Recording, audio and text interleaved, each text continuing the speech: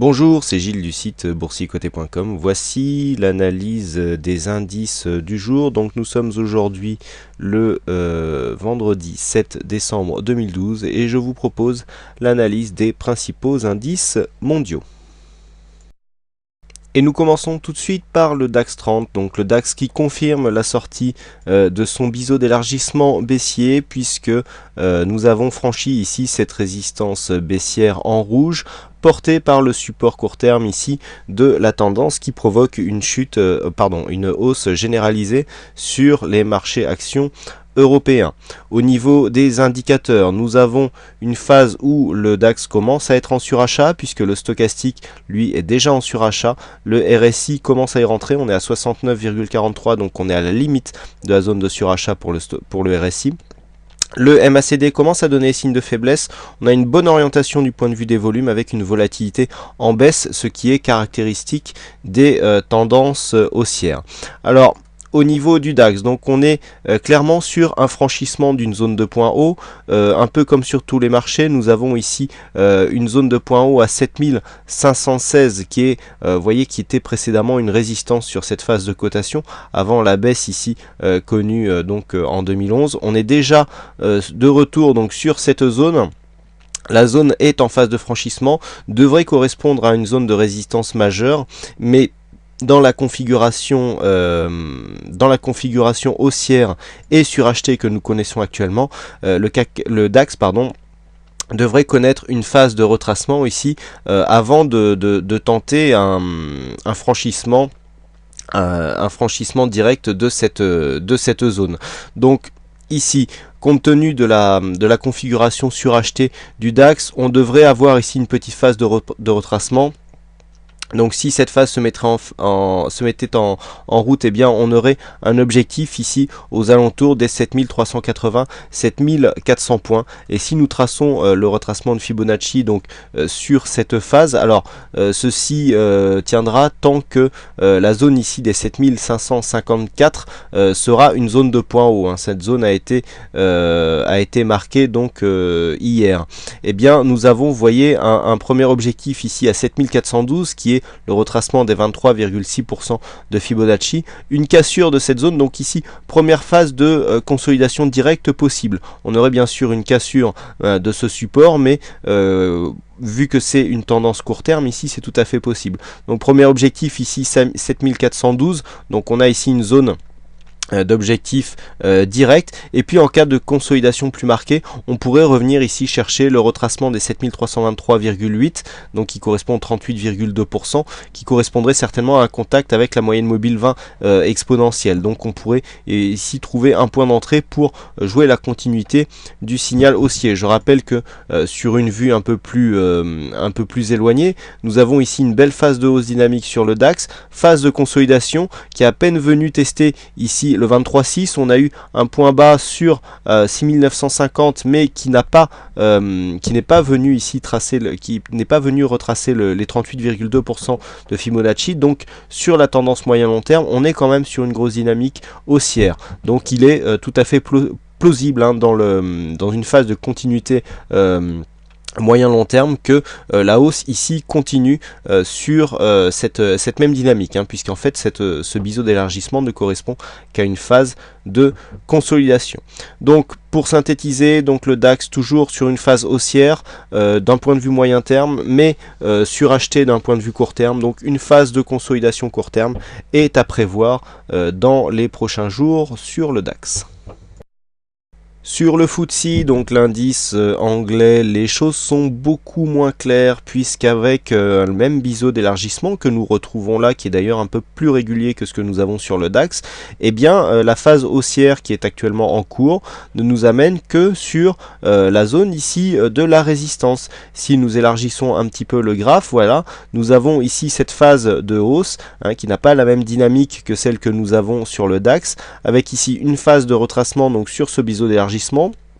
On a qui plus est cette cette résistance baissière ici en rouge, qui est une résistance moyen long terme, hein, puisque nous avons ici des contacts sur cette zone, et dans l'épaisseur du trait, on peut considérer qu'on a une contact ici sur les points hauts, hein, sur les tendances, sur les résistances de tendance moyen long terme. L'épaisseur du trait est quand même à prendre en compte. Donc nous avons ici une phase de consolidation qui se fait sous cette zone, et comme nous pouvons le voir sur ce graphe, eh bien il commence à y avoir des attaques. Donc toute la semaine, le FTSE a plafonné ici sous cette zone de résistance. On est porté par un support court terme qui est très dynamique, mais au niveau de la configuration chartiste, nous avons, et technique notamment, nous avons des indicateurs donc qui sont en surachat pour le stochastique. Le RSI lui nous donne un petit peu de potentiel, mais nous avons ici le MACD qui commence à nous envoyer des signes d'affaiblissement, hein, une volatilité qui est en baisse, comme toujours dans les tendances haussières, mais on sent ici des signes de plafonnement, ce qui n'est pas de très bon augure pour le franchissement de cette résistance, qui est une résistance moyen long terme, donc qui sera très difficile à franchir. Il me semble compliqué dans cette configuration chartiste de viser une phase de cassure, hein, selon ces principes. Donc ici on peut très bien dans la lignée du DAX et donc de ce qui se passe aussi sur le CAC 40 viser une petite phase d'hésitation, donc cassure de cette phase ici avec un retour donc possible sur la zone des 5766 points. Alors nous avons ici un autre signal qui est assez intéressant par contre sur le fond de la tendance. Là on est sur une vue court terme, donc où on peut viser une petite phase de consolidation ici sur les 5765, mais d'un point de vue moyen terme, on est clairement sur une phase de continuité haussière, puisqu'on a ici une phase de hausse, phase de consolidation en biseau d'élargissement qui vient se retourner entre le 38,2 et le 50%, avec donc confirmation de la continuité moyen terme par une attaque ici de cette zone des 5983, enfin pardon non, on est sur 5932,6, les récents points hauts que nous avions eu mi-septembre donc de cette année. Donc là on est sur une phase de confirmation de la tendance moyen terme, mais sur une phase surachetée d'un point de vue court terme. Donc personnellement je privilégierais une phase de respiration. Alors on peut avoir une phase de consolidation qui peut aller pour garder la dynamique ici jusque 5768 avant de confirmer la cassure haussière. Donc le FTSE, hein, toujours ici en surachat avec une consolidation court terme attendue. Nous continuons avec le S&P 500, donc le S&P 500 qui est sorti de son trend ici de consolidation. Donc nous avons ici une phase haussière, la même que celle que nous retrouvons sur les indices européens, avec ici une phase de sortie, consolidation. On est venu se retourner suite à un contact avec les 61,8% et donc confirmé par la cassure haussière, hein, que nous avions déjà commenté de cette résistance baissière. Cassure haussière, nous avons ici une phase de retour sur la résistance comme un support, et donc on est en train seulement de confirmer la cassure, puisque le récent point haut significatif donc du trend, à savoir 1433,8, n'a pas lui encore été confirmé à la hausse. Donc on est ici sur une phase de rebond, on est sorti de cette phase baissière court terme, mais pour l'instant sans pour autant confirmer la continuité haussière. Donc cette continuité sera confirmée en cas de cassure ici de cette zone de point haut, mais pour l'instant on est tout du moins sorti de cette phase baissière. Vous voyez que nous sommes encore sous la moyenne mobile 50, mais que par contre les cours sont bien repassés au-dessus de cette moyenne mobile 20 exponentielle, la même qui dans cette phase ici de baisse était considérée comme une résistance. Donc le flux haussier semble être en place, mais manque encore de signaux de confirmation. Du point de vue des indicateurs techniques, nous sommes ici sur une phase dynamique haussière du point de vue du RSI, en surachat du point de vue des stochastiques, mais le MACD nous envoie ainsi un signal d'affaiblissement avec des volumes qui nous donnent une orientation plutôt neutre et une volatilité de même. Donc là pour l'instant on peut très bien continuer à osciller dans cette phase actuelle en 1395-1425. Une sortie haussière des 1425 nous donnerait certainement une possibilité de confirmation de cassure de ce de ce récent point haut. On visera 1434,35 cassé pour confirmer la phase de hausse, mais pour autant actuellement nous sommes juste sortis de cette phase baissière sans pour autant confirmer le retournement à la hausse, donc sur le S&P 500. Bien sûr, une cassure baissière des 1342 eh bien invaliderait totalement ce début de rebond technique. Sur le Nasdaq, nous avons approximativement la même configuration. Nous avons eu ici ce trend fortement baissier. On a bien dépassé le retracement des 61,8%. On attendait un contact ici avec en confirmation avec le précédent point bas. Celui-ci n'est pas arrivé. Donc là, du point de vue moyen long terme, on va dire, on était sur une phase dynamique assez forte, mais là on voit que sur les points bas et les points hauts significatifs, donc du point de vue moyen long terme, on a une dynamique qui est différente, puisque l'évolution ici entre les points hauts et les points bas est maintenant beaucoup plus faible. Donc dans cette optique, nous avons toujours cette phase de hausse ici constatée, phase de consolidation qui a dépassé 61,8, et donc sur cette phase de baisse, on a pour l'instant marqué une phase donc de rebond, puisque nous avons franchi ici la résistance baissière sur un gap, sans pour autant confirmer la réorientation haussière du mouvement, puisque le précédent point haut significatif de trend se situait à 2701,91, et pour l'instant le plus haut de ce rebond se situe à 2699. Donc pour l'instant on n'a pas une confirmation d'une réorientation haussière de l'indice, donc des valeurs techno américains, mais nous avons quand même des signaux assez intéressants. On a ici cette moyenne mobile 20 exponentielle qui commence à jouer son rôle de support. Il faudrait confirmation par contre, parce qu'on oscille autour de cette moyenne mobile actuellement. Moyenne mobile 50 par contre qui joue toujours rôle de résistance, et pour l'instant, tant que je dirais le gap ici de sortie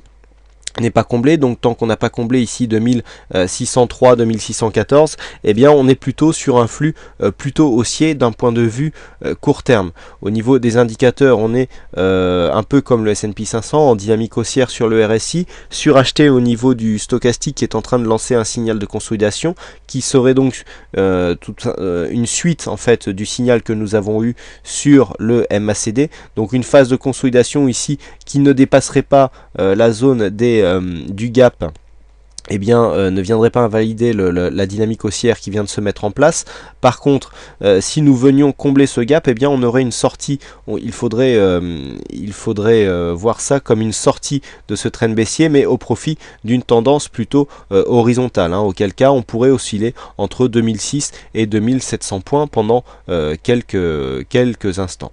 Donc toujours en attente d'une confirmation pour valider une tendance haussière court terme, mais une sortie quand même de cette tendance baissière sur le Nasdaq. Et enfin on termine par le Nikkei, donc le Nikkei qui invalide définitivement ici son biseau, puisque nous sommes revenus casser la pointe de cette figure. Donc ici cette zone de résistance, on le voit, n'est plus significative puisqu'elle a été largement attaquée. Par contre, ce que nous avons ici, c'est une configuration de continuité haussière, donc sur cette dynamique ici, dont le support ici en vert définit la force, on voit ici une faible orientation, mais nous avons ici un double bottom qui s'est inscrit, double bottom oblique, qui est venu se valider ici. Et si nous traçons donc le support qui a porté ce double bottom et que nous le replaçons sur le précédent point haut, voilà, on a une possibilité de réorientation du trend dynamique avec une accélération du mouvement haussier. Donc il faudra confirmer ça avec ici le ralliement de cette zone aux alentours des 9684. Malheureusement, avec le tremblement de terre qu'a connu le Japon, cela mettra peut-être un peu plus de temps à se faire. On aura peut-être une invalidation sur cette phase, mais pour autant, on est plus sur une continuité moyen terme de ce mouvement légèrement haussier, même si la dynamique est faible, plutôt que sur une continuité de ce mouvement que nous avions eu. Alors mouvement qui s'inscrivait, je le rappelle, dans une évolution légèrement baissière. Nous avons ici cette résistance baissière qui définit la tendance moyen-long terme, mais nous avions vu aussi que on arrêtait de marquer des points bas, puisque le point bas ici qui était intervenu fin 2011 eh bien, est en passe d'être repris, avec ici cette dynamique qui commence à réorienter l'évolution plutôt vers le haut. Donc du point de vue des indicateurs, nous avons une configuration plutôt haussière avec un RSI qui est quand même à la limite du surachat, stochastique ici qui est lui en surachat en attente d'une consolidation, et le MACD qui lui a déjà signé, a déjà envoyé son signal de consolidation neutre au niveau de la volatilité. Donc on peut attendre ici une phase de consolidation. Ce qui serait intéressant, c'est de constater une consolidation, de bien observer ici la zone des 9242 points, 9244, puisque une consolidation qui viendrait ici confirmer cette ancienne résistance comme un support avec un retour du mouvement haussier, eh bien confirmerait totalement cette phase ici d'invalidation de retracement, puisque nous avons ici phase baissière avec zone de retracement, et nous mettrait plutôt dans une optique de réorientation de la tendance court moyen terme, plutôt à la hausse. Donc ici, en cas de consolidation, qui est assez attendu quand même vu les indicateurs, on surveillera les 9244 pour un possible rebond en vue d'une continuité haussière. Voilà ce que l'on peut dire donc sur ces analyses techniques donc des principaux indices mondiaux. Il ne me reste plus qu'à vous souhaiter à tous et à tous une bonne journée, bonne chance dans vos trades et bonne séance. Et on se retrouve dès ce soir pour les analyses techniques du CAC 40, Forex et matières premières. Bonne séance à tous et à ce soir.